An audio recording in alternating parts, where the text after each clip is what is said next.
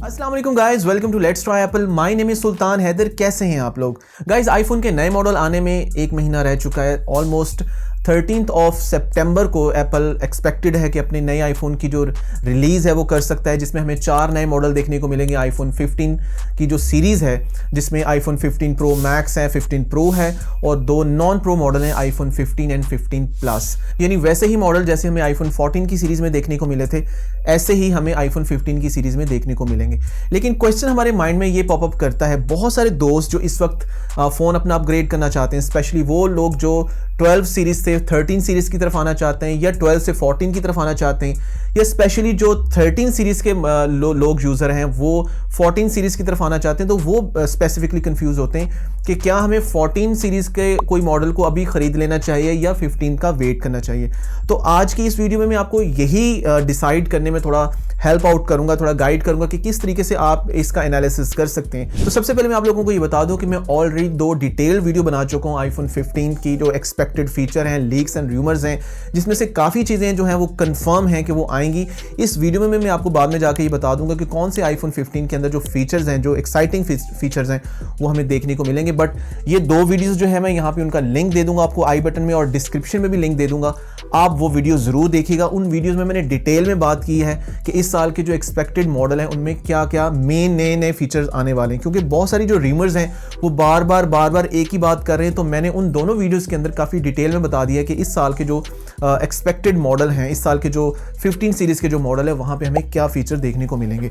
तो यहाँ पे अब हम कैसे डिसाइड कर सकते हैं कि हमने 14 को अभी ख़रीदना है या 15 का वेट करना है। तो सबसे पहले तो ये देखें कि जब भी नया मॉडल आता है तो डेफिनेटली उसके अंदर नए एक्साइटिंग फीचर होते हैं, डिज़ाइन चेंज हो सकता है, उसके अलावा इंटरनली काफ़ी सारा इंप्रूवमेंट्स होती हैं। और इस साल तो एक्सपेक्टेड ये भी है कि प्राइस में भी एप्पल उसको शायद इंक्रीज़ करें, क्योंकि जो फीचर 15 की सीरीज़ में आ रहे हैं उनकी बेस पे एप्पल शायद मोबाइल की जो प्राइसेस है वो शायद $100 से $200 जो है वो उसको बढ़ा दे। लेकिन एक अच्छी बात यह है कि प्राइस इंक्रीज़ के साथ साथ हमें मेमोरी में जो इंक्रीज़ है वो भी देखने को मिलेगा। यानी कि पहले हमें 128 GB बेसलाइन स्टोरेज से एप्पल जो है वो मोबाइल की लॉन्च करता है, और उसमें हमें जो मॉडल होता है, यानी कि अगर हम प्रो मैक्स की मॉडल की बात करें तो हमें $1100 में देखने को मिलता है। लेकिन सुनने में आ रहा है कि आईफोन 15 प्रो बेसलाइन स्टोरेज जो है वो शायद इस दफ़ा 256 GB में हो और उसकी जो प्राइस हो वो $1200 ही हो। तो ये एक अच्छी बात है कि $1200 में ही अभी हमें जो 14 प्रो मैक्स की जो सीरीज़ है वो 256 GB में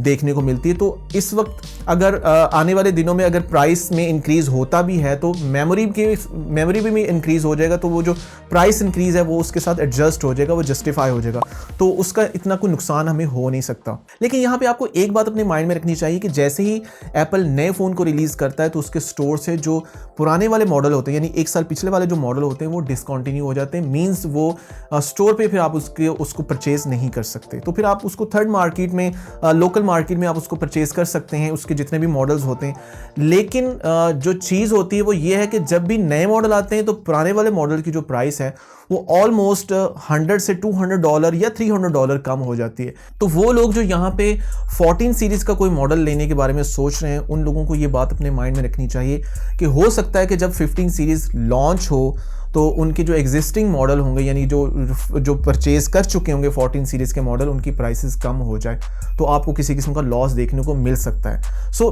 बेस्ट ऑप्शन यही है कि वो लोग जो 13 सीरीज़ यूज़ कर रहे हैं और वो 14 की तरफ जाना चाह रहे हैं, तो मैं समझता हूँ कि वो 14 को स्किप करते हुए 15 का वेट करें, और 15 में उनको जो नए फीचर या नया डिज़ाइन चेंज उनको देखने को मिलेगा, वो एक काफ़ी एक्साइटिंग चीज़ हो सकती है। और यहाँ पे एक बहुत इंपॉर्टेंट चीज़ मैं डिस्कस करना चाहता हूँ, वो ये है कि ये वो वाला साल है जब एप्पल के डिज़ाइन में हमें थोड़ा चेंज देखने को मिलता है। यानी अगर इससे पहले 3 सालों के ऊपर अगर आप नज़र दौड़ाएं तो आपको 12 सीरीज़ में, 13 सीरीज़ में और 14 की जो सीरीज़ में है, मेजर बॉडी डिज़ाइन जो है वो देखने को नहीं मिलेगा। लेकिन इस साल हमें कहने के थोड़ा बहुत बॉडी के अंदर जो डिज़ाइन चेंज है, यानी कि उसके जो बॉक्सी डिज़ाइन है, वहाँ पे हमें उसके थोड़े जो कॉर्नर हैं, एजेस हैं, वो थोड़े राउंड देखने को मिलेंगे। सो ये एक उसके अंदर इसका बेनिफिट हो सकता है, जो इस वक्त अगर वेट करते हैं 15 सीरीज़ का और 14 को स्किप करते 15 की तरफ जाते हैं। इसके अलावा LCD के अंदर हमें रिकॉर्ड ब्रेकिंग जो थिनर बेजल्स हैं, यानी कि इस वक्त एप्पल के जो 14 सीरीज़ की जो मॉडल है वहाँ पे भी प्रो मैक्स में, प्रो में हमें बहुत थिनर बेजल देखने को मिलते हैं, लेकिन यही बेजल जो है इनको मज़ीद काफ़ी हद तक एप्पल डिक्रीज़ करेगा, जिसकी वजह से जिसका डिस्प्ले है वो पहले से काफ़ी ज़्यादा अट्रैक्टिव भी लगेगा, और इसमें थोड़ा सा आप कह सकते हैं कि रेजोल्यूशन में और इसकी जो डायमेंशन है 15 प्रो और प्रो मैक्स के जो मॉडल हैं वहाँ पे आपको थोड़ा सा डिस्प्ले बड़ा नज़र आएगा, बहुत ज़्यादा नहीं बट अपने थिनर बेजल की वजह से बड़ा नज़र आएगा। इसके अलावा कैमरा के अंदर हमें काफ़ी बड़ी इंप्रूवमेंट देखने को मिलेगी, जिसमें पेरिस्कोप कैमरा है, जिसमें इसका जो जूम है वो काफ़ी ज़्यादा इंप्रूव हो जाएगा, और यही बात है जिसकी वजह से एप्पल की जो प्राइसेस हैं वो हमें इंक्रीज़ इस साल देखने को मिल सकती हैं। इसके साथ साथ जो स्टेनलेस स्टील का जो रिम है उसकी बजाय हमें टाइटेनियम की बॉडी देखने को मिलेगी, और टाइटेनियम जो होता है वो थोड़ा एक्सपेंसिव भी होता है, स्क्रैच रेजिस्टेंट भी होता है, और इसका जो वेट होता है वो कम होता है, तो इससे आपको मे बी हो सकता है कि जो आपका प्रो मैक्स की जो सीरीज़ है, प्रो और प्रो मैक्स के जो मॉडल हैं वहाँ पे हमें थोड़ा लाइटर वेट देखने को मिले एज़ कम्पेयर टू 14 प्रो और 14 प्रो मैक्स की जो सीरीज़ है। इसके अलावा हमें A17 3 नैनोमीटर जो चिप है वो देखने को मिलेगी, और जो और एक्साइटिंग फीचर है वो ये भी है कि USB-C जो है वो इस साल हमें फाइनली एप्पल जो 15 सीरीज़ के जो मॉडल है वहाँ पे देखने को मिलेगी। उसकी रीज़न ये है कि 2024 से ऑल ओवर द वर्ल्ड एक स्टैंडर्डाइज जो एक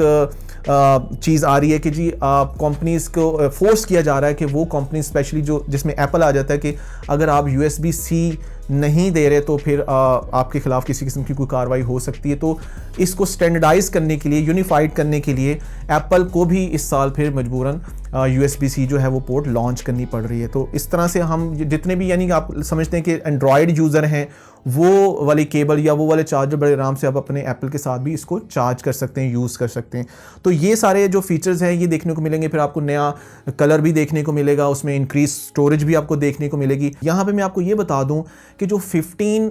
प्लस और 15 का जो मॉडल है, सिंपल जो नॉन प्रो मॉडल है, वहाँ पे जो चिप है वो हमें A16 ही देखने को मिलेगी जो कि यूज़ हुई है iPhone 14 सीरीज़ में। और इसके अलावा हो सकता है कि इस साल हमें डायनेमिक आइलैंड जो है वो भी हमें 15 नॉन प्रो मॉडल्स में देखने को मिले। तो ये एक अच्छा जेस्चर है जिसकी वजह से जो मतलब फाइनली हमारी जो नॉच जो वाला डिज़ाइन है वो ख़त्म हो जाएगा, और इस साल जितने भी नए मॉडल्स होंगे 15 के वहाँ पे हमें सब मॉडल्स में डायनेमिक आइलैंड देखने को मिलेगा। और यहाँ पे मैं एक छोटा सा ये पॉइंट भी आप लोगों के साथ डिस्कस करना चाहता हूँ कि वो लोग जो 13 की सीरीज़ यूज़ कर रहे हैं वो अगर 14 की तरफ आना चाहते हैं तो 14 में आपको बहुत ज़्यादा मेजर डिफरेंस या एक जो फिजिकल एक्सपीरियंस होता है डिवाइस के साथ आपका वो बहुत चेंज फील नहीं होगा सिवाय डायनेमिक आइलैंड के। इसके अलावा बाकी जो बॉडी का डिज़ाइन है, बॉडी की ओवरऑल फीचर हैं, वो सारे के सारे जो हैं वो 13 और 14 के जो हैं वो मिलते जुलते ही हैं। हाँ, आपको जो इंटरनल परफॉर्मेंस है वो आपको थोड़ा फील होगा, लेकिन बहुत ज़्यादा ऐसा एक्सपीरियंस नहीं होगा जिसकी वजह से मैं आपको कहूँ कि आप 13 से 14 की तरफ आते हैं सिवाय डायनेमिक आइलैंड के। इसके अलावा